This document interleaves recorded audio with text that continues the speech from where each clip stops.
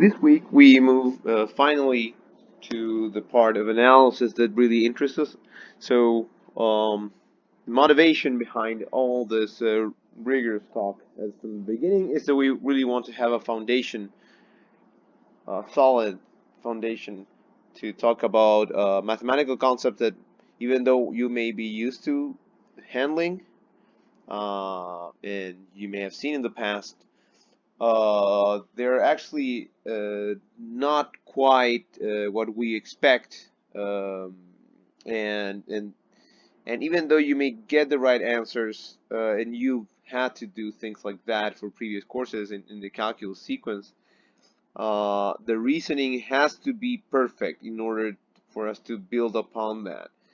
So there are many manipulations that we've done in the past that perhaps were not very careful, and since we didn't arrive at any apparent contradiction, maybe you or I don't know your particular situation, but it may so happen that you may think that you clearly understand a concept while it's not the case. I mean, this is something that most people go over at some point when they start learning mathematics and analysis in particular.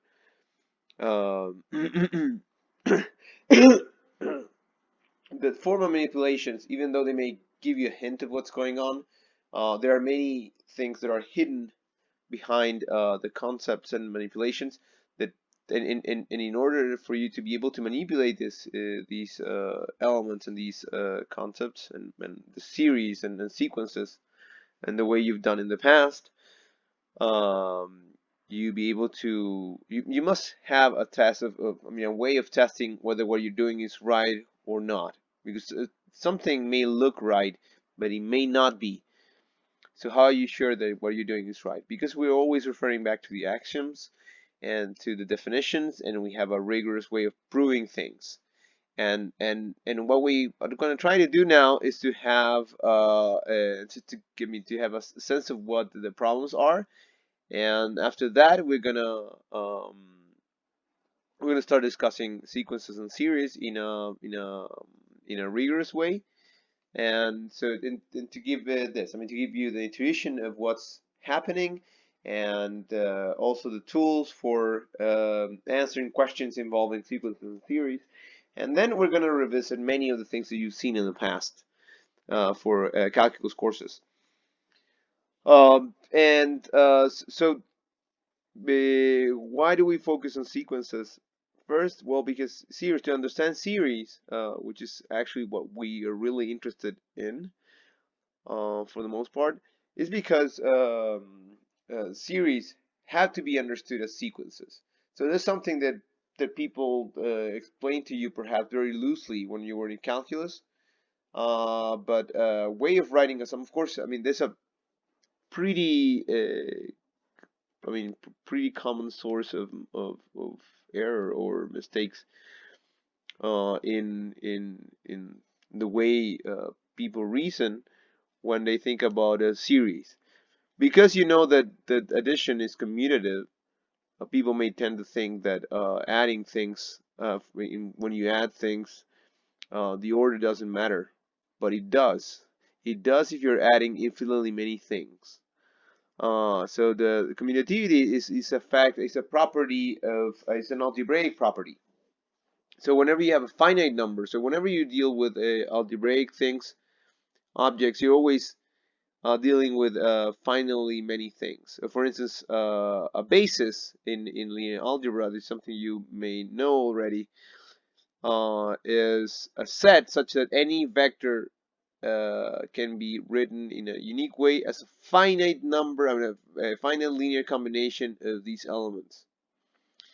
So it's always finite. The operations taking place are always finite in nature.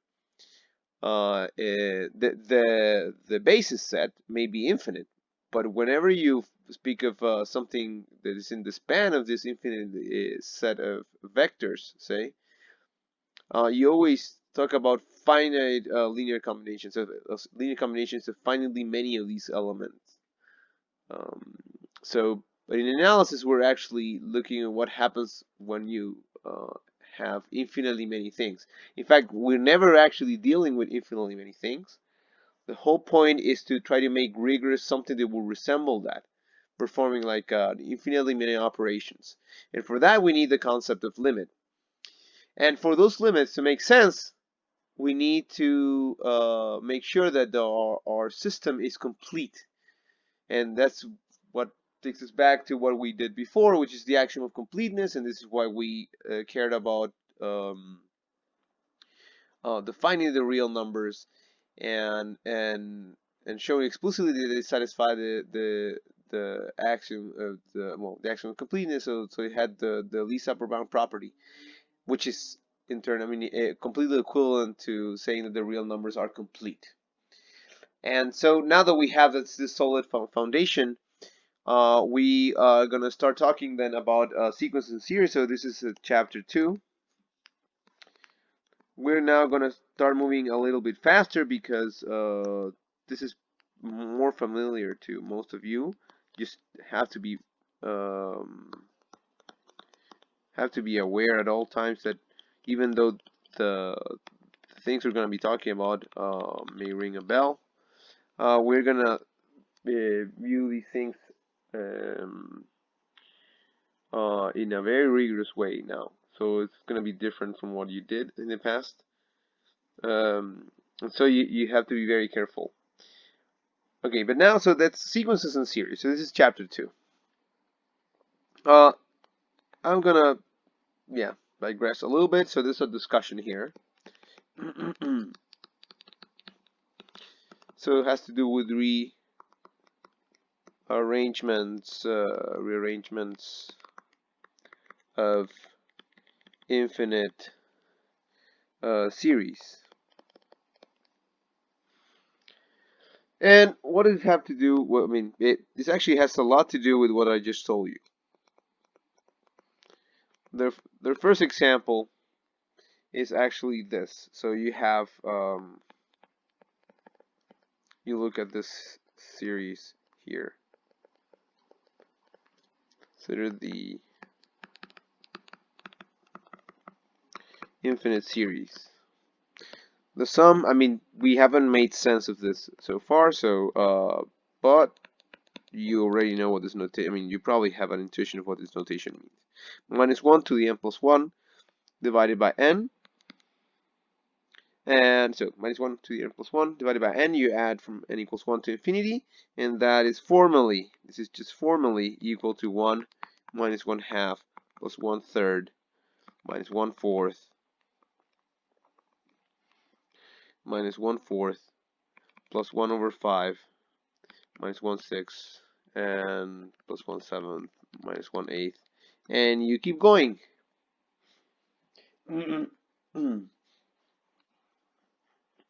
And what you see is that if you add things in this way, you will well, this so you start with 1, then you subtract 1/2, then you add 1/3, so you added something smaller than what you subtracted, and then you subtract something smaller than what you added.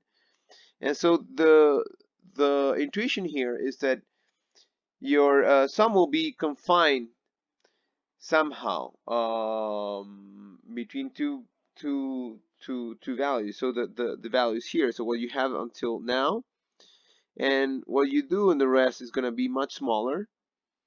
So there's going to be perturbations, really small perturbations, where they're going to be within 1/3 of what you had at the beginning. That's actually the case. And in fact, you can show that this is that the sum here makes sense, and it's equal to something. So in fact, this is equal to a limit. I don't know if you know it.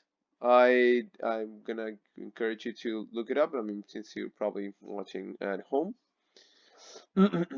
But so the sum is equal to some number s, which is equal to what? I mean, this is just a homework for you. There are many ways of showing what this limit is equal to. But the important point here is that, okay, so you may think, okay, it makes sense to write something like this. Well, this is just notation, and what is really important here is to define this object here. What you see here as it is may lead you to think that this is the same again as adding 1 plus 1/3 plus 1/5 plus 1/7 plus 1/8 and then minus 1/2 minus 1/4 minus 1/6. It's and you can actually do this. I mean, as long as you um, rearrange only finally many of these terms in here, the result will be the same. Because again, this is just the commutativity of the operation of addition. So these two things are actually the same if you add from here to here, and let me see if I'm missing 6 and this. Okay, minus this is minus 1/8. Okay, so yeah, so you may think that since you're rearranging things here, you're not doing anything. Yeah, sure. If the tail here of this whole series are the same, then this is going to be the same. This is going to give you the same answer. However, it can be shown that if you add, say, 1 plus 1/3 plus 1/5 plus 1/7 plus 1/9, etc., this actually goes to infinity. It goes to infinity rather slowly, but it does go to infinity. And so you can actually keep adding the positive numbers here. I mean, suppose you have a number, say a number 100, and the choice of 100 is completely arbitrary here. And I hope that you get the point I'm trying to make here. This is actually this is a theorem that we're gonna perhaps discuss later. And this is what makes this whole discussion worthwhile. So you may start adding the numbers, and if you keep adding all these numbers at some point, I mean, this never reaches an asymptote. This is what this statement here is saying. But we're gonna surpass 100 because this is actually going to infinity very slowly, but it's logarithmically divergent. So it's going to infinity as a logarithm of n. And since that's going to happen eventually, you say, okay, then at a certain point, this is going to be greater than 100. So I'm going to start then subtracting these numbers, one of them, and okay, so I subtract minus 1/2. Then go a little below 100 perhaps. Then I keep adding these bigger numbers, and I subtract, say, minus 1/4 at a certain point. And the rule here for including the negative numbers or the positive numbers is that I need to remain within a neighborhood of 100. And in fact, I can do this in such a way that in the end, as I add these numbers, this sum converges to 100 in the limit. So if I'm very careful about how I subtract numbers, then we also so I have a rule. I add positive numbers until I go over 100, just a little bit over 100. Then I subtract one of the negative numbers, and until I go just a little bit below 100. But you see that the denominators here are getting larger and larger. So at a certain point, I'll only be within 1 over some very big number of 100, right? Because if this is 100, say, and I'm a little bit over 100, and I subtract 1 over some large n, this distance here is going to be less than 1 over 1 over n, right? So this here, so this is going to be smaller than 1 over n, because the thing is 1 over n, right? And so that means that yeah, I'm going to be within smaller and smaller neighborhoods of 100. And this is actually what happens with this kind of sums. If you rearrange them, I mean, and that's a point. You're not rearranging just finally many of these terms, but you're rearranging infinitely many of them. And in fact, to reach, the minus 1 over something, you may need to go very far to the right in the sequence to include it. And so the property here is that what is the problem here? If I rearrange a sum like this,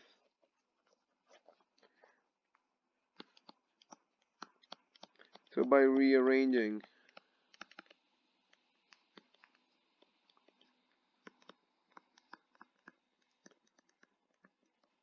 above, um, we can make it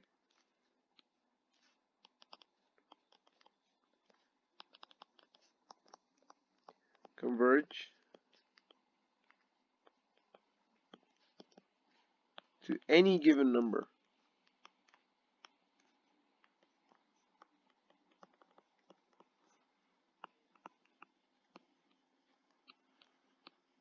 To any given number. Okay, so that is the takeaway from this thing. So rearrange. So we cannot just pick up. Also um in elementary arithmetic, you're just adding numbers. You're just given a set and you add the numbers. How much these numbers add up to? It just depends on the set. Here you're just not adding a set of numbers. That doesn't make sense. Whenever you have an infinite sequence, a sequence of numbers, then you're adding a specific order of ordering of that set. Okay, so you're now at unlike adding finding many numbers, you don't add the set, but you add given ordering of the numbers. And you see where that goes to. I mean, if it has a limit or not. Okay, so and in fact, you can also, I mean, when you have a sequence like this, you can also make it diverge. Go to minus infinity, go to plus infinity, and to any, and make it converge to any real number. Okay, so that's the point of this discussion. So that unlike finite sets, when we're adding in quotes infinitely many numbers, the value of the sum is not a property of the set. It's a property of the way in which and in the order in which you add the numbers. If of course that sum actually exists, I mean diverge anyway. I mean there's nothing to fix about it. So if instead of having positive and negative terms here, well, they're all positive, then this sum would be equal to infinity. Okay, so that would diverge, and there's nothing, I mean, there's no way around it. There's no rearrangement that will make it converge or anything. It's just the fact here that you have plus and minus and that both series are divergent independently. So the sum of 1 plus 1/3 plus 1/5 plus 1/7, that's going to infinity, and also 1/2 plus 1/4 plus 1/6. One is just 1/2 of the other one, so either they both diverge or they both converge. So they both diverge, so 1/2 plus 1/4 plus 1/6 plus 1/8, etc., and 1 plus 1/3 plus 1/5, etc., plus 1/7, etc., plus 1/9, etc. So that's what allows you to say that. I mean, this is what allows you to find these rearrangements that will make the sum of these numbers or rearrangement of these numbers converge to any given number. This is not the case, however.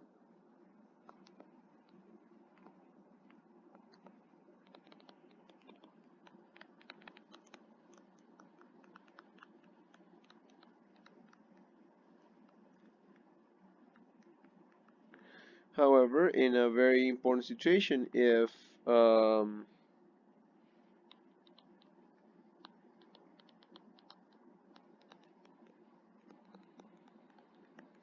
sequence, say an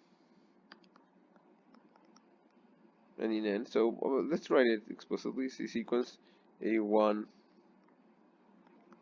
a2, etc., such that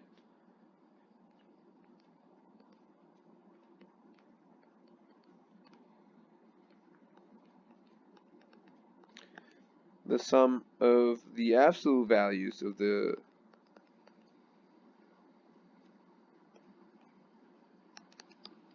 absolute value of the A case is equal to S,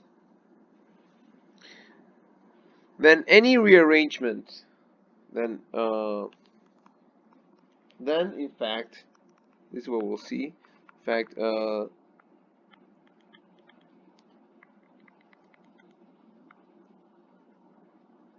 exists, meaning that this sum here exists, meaning that it converges a certain associated sequence will converge. In fact, exist, and all rearrangements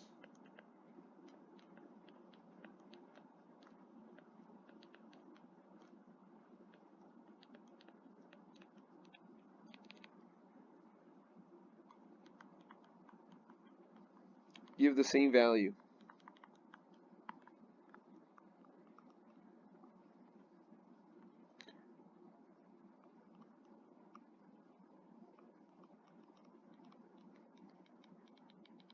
Value of the infinite sum.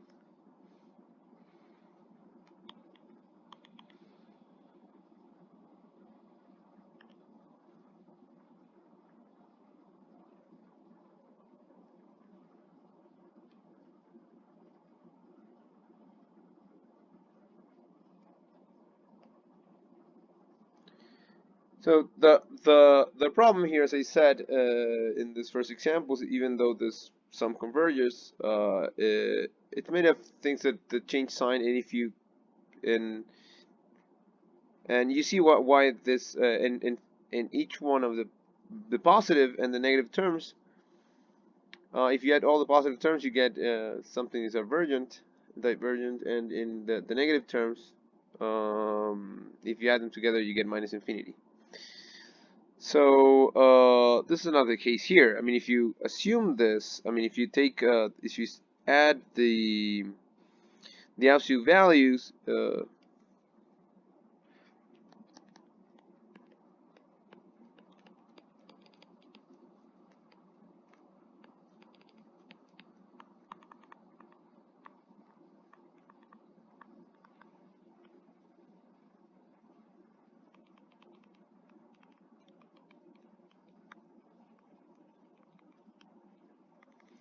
then you get 1 or the sum of 1 over n from 1 equals 1 to infinity, which is divergent. This is actually equal to infinity. So of course it doesn't apply. So that's a key thing that fails, and that's why we cannot say that all rearrangements give the same value. In fact, we can always find rearrangements that will give us any value we want. So that's a key difference. And so the idea here is that we then want to have a sort of a way of of um, being sure that what we're manipulating in the kind of things the kind of conclusions that we arrive at are independent, and I mean completely independent of how we perform certain operations when it is possible. If not, we have to specify how we're adding things and what we mean by that. Okay, so we have to be very explicit about what we mean by adding things. So for instance, in this particular case, and we'll see what the arrangements are, if I write something like this, everyone will understand what I mean. In fact, it doesn't matter even if you don't understand, as long as you add all the terms in some way, in some fashion, in some rearrangement, they will get eventually the same result. For this expression above, however, when I say this has a certain value, it means that I'm adding the elements in this particular order, none other. Otherwise, I might get a different answer.